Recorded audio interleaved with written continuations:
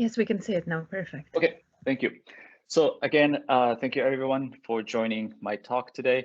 Um, my name is Joe Kakitani. I'm currently assistant professor at Utsunomiya University in Japan, and I'm also a PhD student at Lancaster University. So today I'll be sharing with you um, some of the findings from my PhD project, which is titled Effects of Distributed Practice on L2 Speech Fluency Development. So to begin with, what is distributed practice? Distributed practice is also known as spaced practice, and it refers to a condition in which practice is divided and spaced out over an extended period of time. Massed practice, in contrast, refers to a condition in which learning takes place in an intensive manner, cramming all the practice time into one single session with no breaks. And the important point to highlight here is that the total amount of practice time is equal. And so you spend the exact same amount of time practicing the target content. The only difference lies in the spacing between the practice sessions.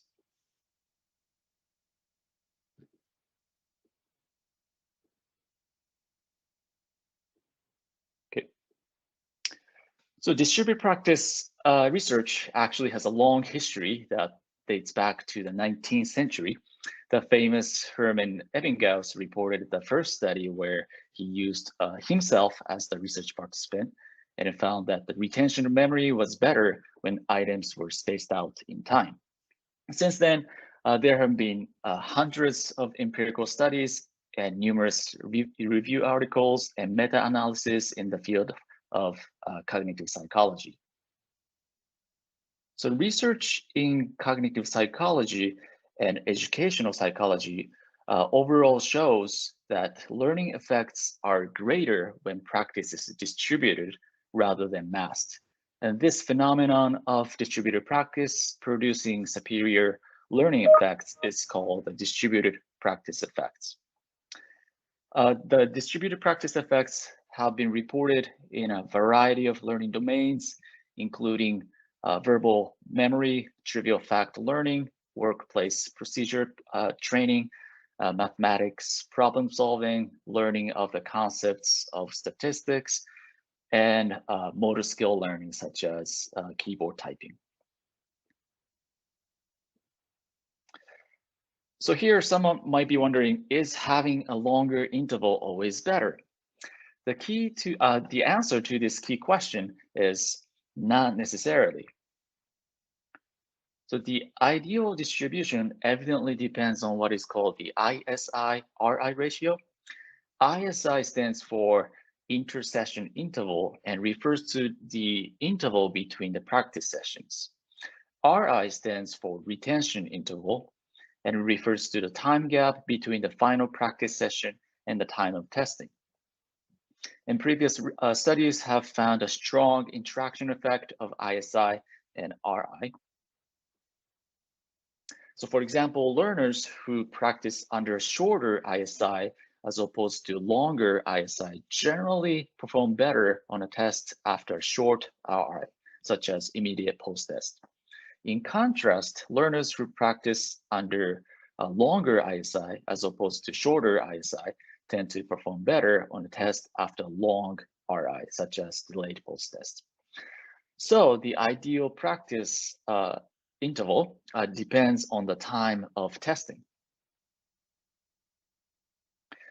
The ISI-RI interactions are quite robust and have led the researchers in cognitive psychology to suggest optimal ratios for effective learning. Roller and Paschler suggested the ISI-RI ratio of 10% to 30%. Cepeda et al., who arguably conducted one of the largest distributed practice studies to date, reported the ratio of 8% to 43%.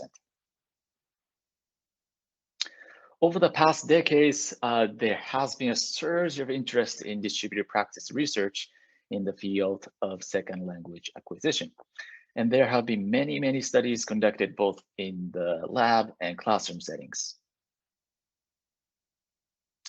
So Serrano and collaborators compared the outcomes of intensive and extensive foreign language programs.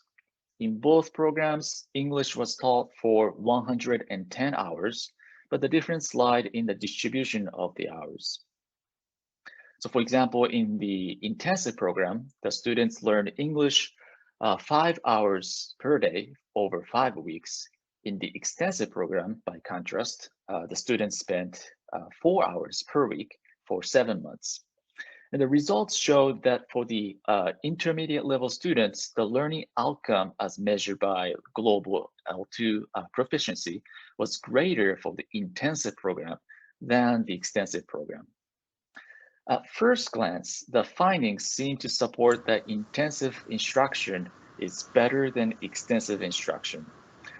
However, it is important to note that the post-tests in these studies were conducted during the program and no delayed post-test was administered. So the results in the long run are unknown. L2 researchers have also investigated the practice schedule effects on learning of specific L2 knowledge, such as grammar and vocabulary. And the results supported the findings from cognitive psychology showing the benefit of distributed practice over massed practice or short-spaced practice.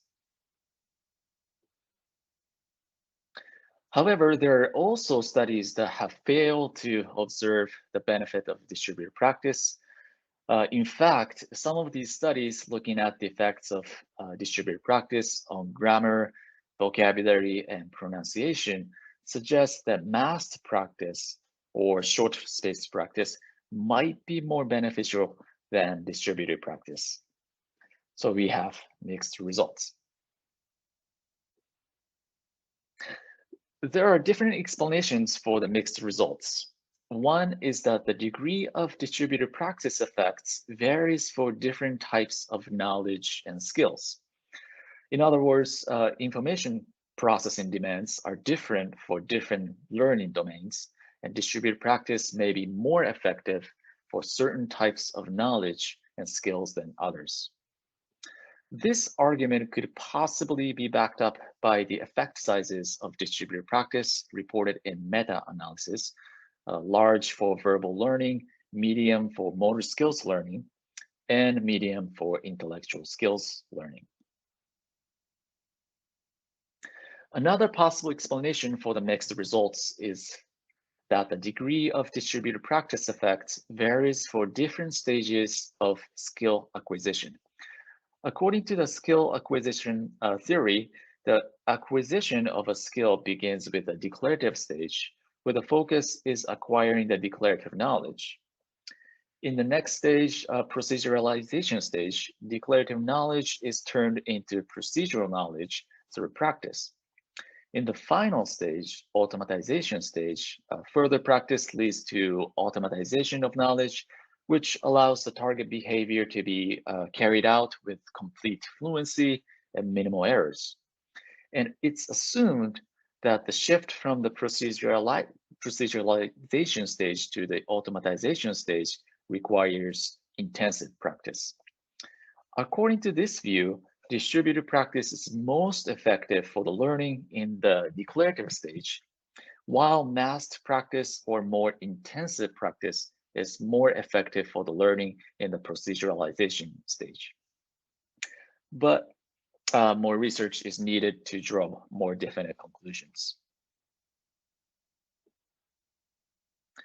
So my PhD research aims to test these speculations by focusing on the distributed practice effects on L2's fluency development, which is a dimension of L2 performance that depends highly on proceduralization of linguistic knowledge. As many language learners dream is to be able to speak fluently in the L2, the investigation of practice distribution in relation to fluency development may provide useful insights for both students and teachers. Before going into the details of my study, it's important to mention task repetition research on fluency performance. There are a number of studies that investigated the effects of task repetition on L2 oral fluency, and research strongly shows that repeating the same task improves the fluency of the repeated performance. Previous research has also investigated how task repetition helps language skill transfer. Using a pre-test, post-test research design, studies have investigated how repeating a same task helps improve fluency on a new task. De Jong and Perfetti's study has shown that same task repetition is better than same task type repetition. And Suzuki's study looked at how the order of tasks influences fluency development and found that blocking is better than interleaving. So overall, these studies suggest that repeating this exact same task in close succession enhances fluency performance of a novel task. The study conducted by Bowie, Armadian, and Hunter was the first to systematically manipulate the temporal gap between the fluency tasks and examine the changes that occur from the first performance to the second performance. So in their study, 71 EFL learners in Hong Kong performed 2 identical picture description tasks under 5 different spacing conditions: immediate, 1-day spacing, 3-day spacing, 1-week spacing, and 2-week spacing.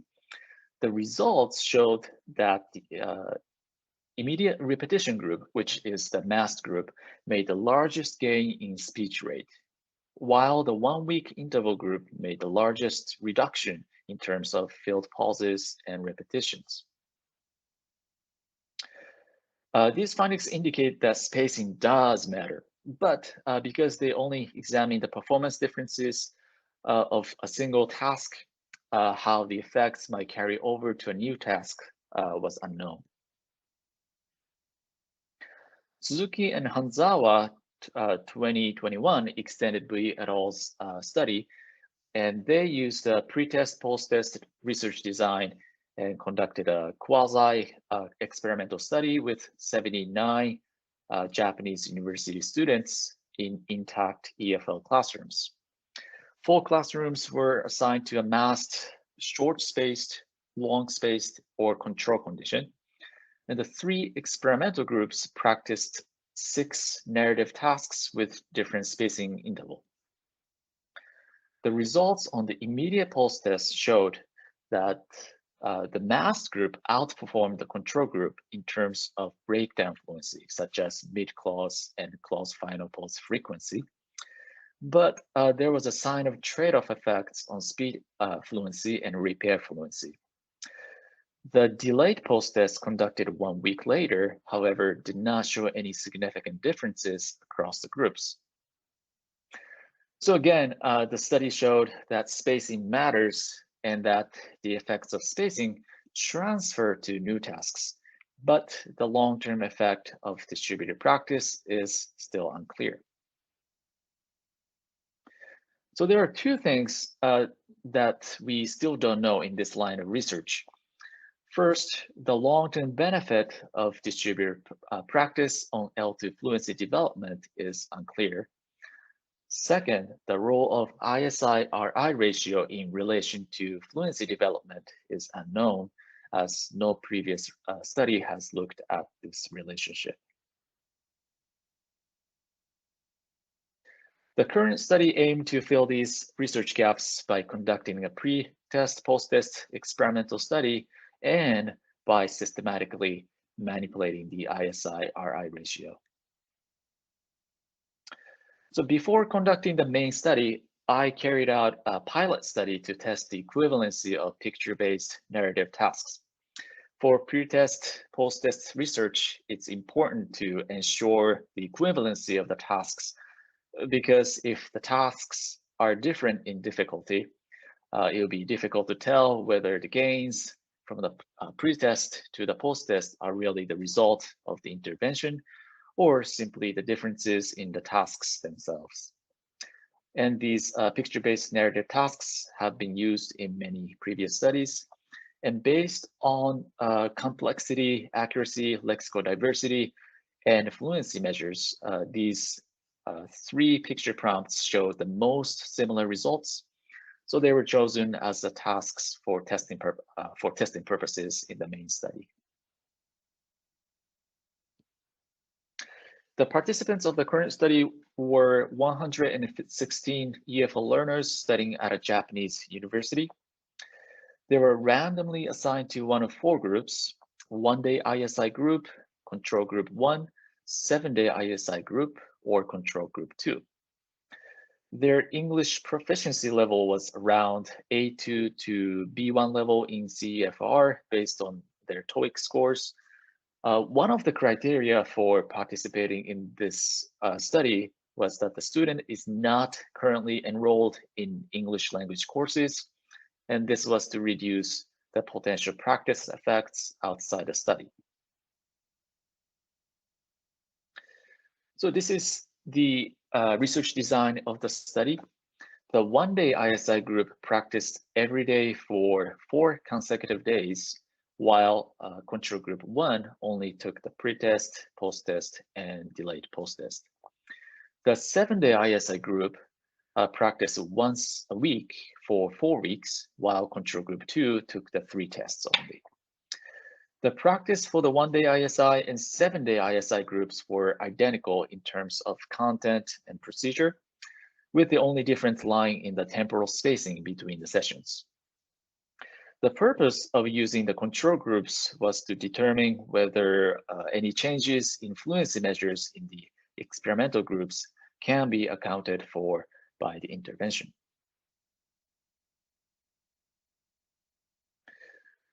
The first research question was, does repeated oral practice using narrative tasks improve L2 learners' oral fluency in the short term and long term? This question was to be tested by comparing the results of the experimental groups and the corresponding control groups. And the hypothesis was, yes, previous research has shown that even short-term fluency training improves some aspects of oral fluency. So as I assume that the experimental groups will outperform the control groups. The second research question was, to what extent does distribution of repeated oral practice, so short-spaced versus long-spaced, differentially contribute to L2 learners' short-term and long-term fluency development? For this question, 2 possible scenarios were envisioned. Hypothesis A was that short-spaced practice is more effective than long-spaced practice, and hypothesis B was the opposite. Long-spaced practice is better than short-spaced practice. And I will explain these opposing predictions in detail. Scenario A is that short-spaced practice is better than long-spaced practice. Since fluency development is largely associated with proceduralization, it could be that procedural knowledge required in these narrative tasks is better acquired through more intensive practice. And as procedural knowledge is more robust to decay, long-term effects might also be greater for the short-spaced practice. And this scenario would be in line with the findings from Suzuki and Hanzawa's recent study, which didn't show the long-term effect of distributed practice on fluency development. Possible scenario B is that long-spaced practice is better than short-spaced practice. It is possible that short-spaced practice is more effective in the short run as measured on the first post-test, but the long-term benefit as measured by the delayed post-test would be greater for the long-spaced practice. And this scenario will be in line with the vast majority of previous research in cognitive psychology that showed distributed practice effects. This study took place online, and the tests and practice sessions were held with each participant individually using Zoom or Microsoft Teams. Oral speech was recorded using the participant's mobile device as well as the video recording of Zoom or Teams for a backup purpose. As I mentioned earlier, based on the pilot study, I chose these 3 narrative tasks for testing purposes in the current study. The order of these test materials was counterbalanced to reduce potential task order effects. 4 different narrative tasks were used as training materials, and they were similar to the test materials, having similar structure and storyline complexity. This is the procedure for the speaking test. The speaker was first given 3 minutes for planning. The picture story was shown with its title in English and Japanese, and they were told to narrate the story in English in a way that even someone who hasn't seen the pictures could understand the story. They were not allowed to take notes or use a dictionary, and some guiding questions were provided in Japanese, which were intended to clarify the storyline and to give the speaker additional content for speaking. After the 3-minute planning time, the speaker was given a maximum of 4 minutes to narrate the story in English.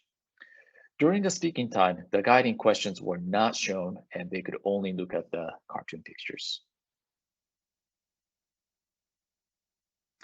The procedure for the practice sessions was similar to the test procedure. The only difference lied in the number of task repetition. Because same task repetition has shown to be effective for improving fluency performance, the participants were asked to narrate the story 3 times in each practice session to maximize the effect of fluency training. So a total of 348 speech datasets were analyzed based on speed fluency, breakdown fluency, repair fluency based on Skian's triadic fluency model. For statistical analysis, I used linear mixed effects modeling with condition and time as the fixed effects and participants and tasks as random effects.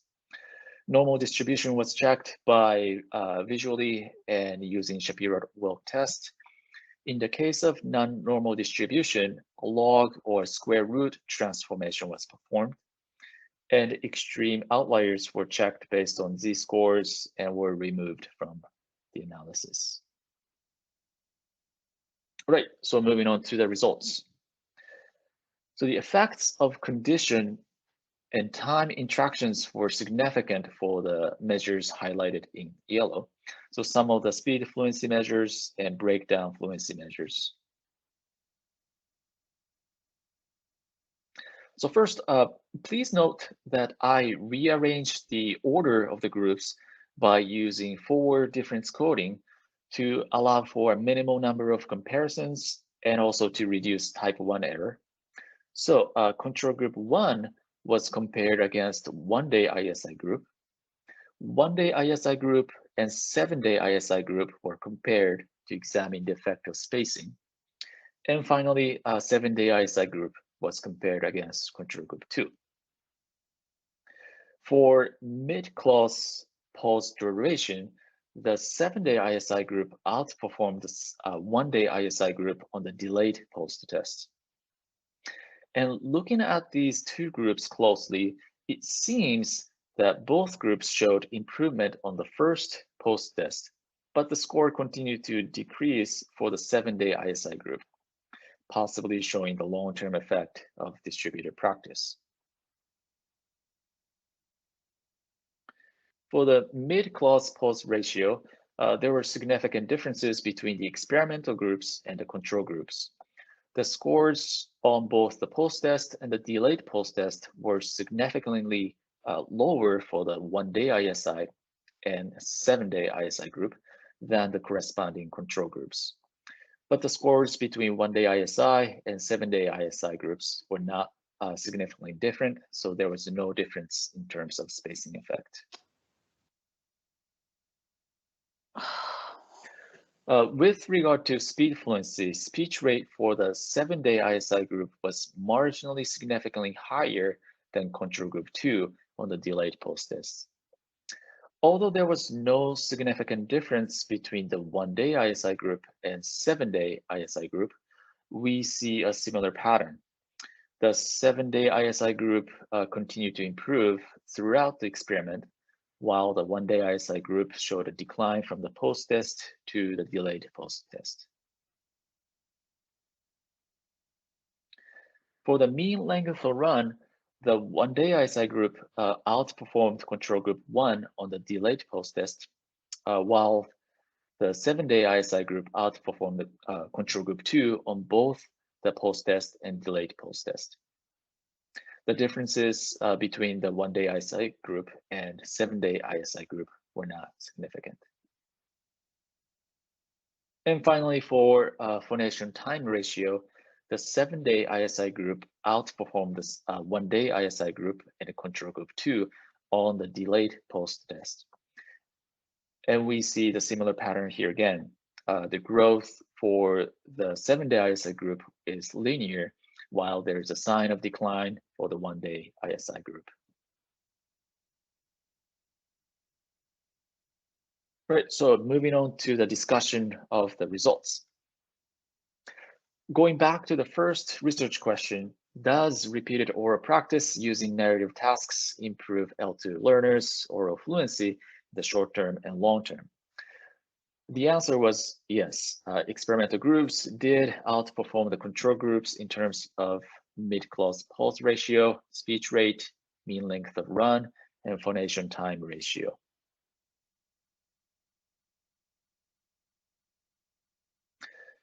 There are several possible explanations for this. Mid-clause pauses are related to difficulties in the formulation stage of speech production.